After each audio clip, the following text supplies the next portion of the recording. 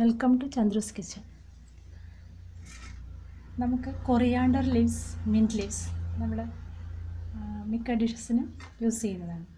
ഇത് കൂടുതൽ നാൾ ഫ്രഷായിട്ട് എങ്ങനെ സൂക്ഷിക്കാം, അതാണ് ഇന്നിവിടെ ചെയ്യാൻ പോകുന്നത്.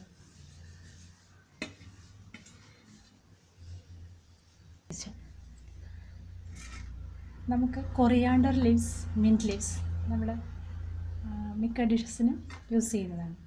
ഇത് കൂടുതൽ നാൾ ഫ്രഷായിട്ട് എങ്ങനെ സൂക്ഷിക്കാം, അതാണ് ഇന്നിവിടെ ചെയ്യാൻ പോകുന്നത്.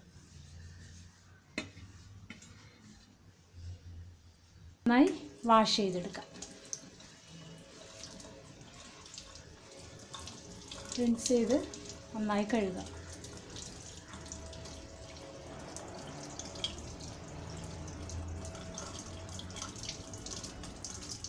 മിൻറ്റ് ലീവ്സ് അതിൻ്റെ വെള്ളം നന്നായി പോകാനായിട്ട് ഇതുപോലെ ഒരു സ്ട്രെയിനറിൽ കുറച്ച് സമയം വയ്ക്കുക.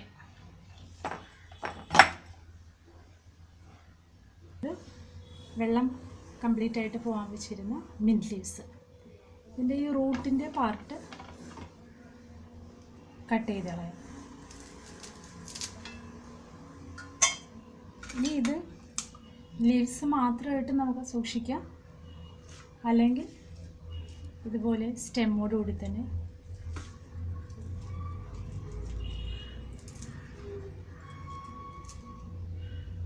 ഇങ്ങനെ മുറിച്ച് സൂക്ഷിക്കാം. രണ്ട് രീതിയിലും സൂക്ഷിക്കാം. ലീവ്സ് മാത്രമാണെങ്കിൽ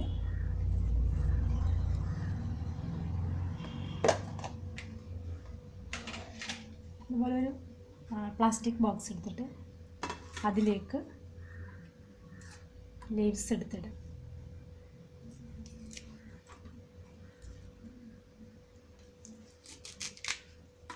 ഞാൻ നേരത്തെ ചെയ്ത പോലെ ചെറുതായിട്ട് നമ്മൾ സ്റ്റെം ഉൾപ്പെടെ കട്ട് ചെയ്താൽ അങ്ങനെ വേണമെങ്കിൽ സൂക്ഷിക്കാം, അല്ലെങ്കിൽ ലീവ്സ് മാത്രമായിട്ട് ഇതുപോലെ ഈ കണ്ടെയ്നറിൽ ഫില്ല് ചെയ്തിട്ട് നന്നായി അടച്ചു വയ്ക്കുക.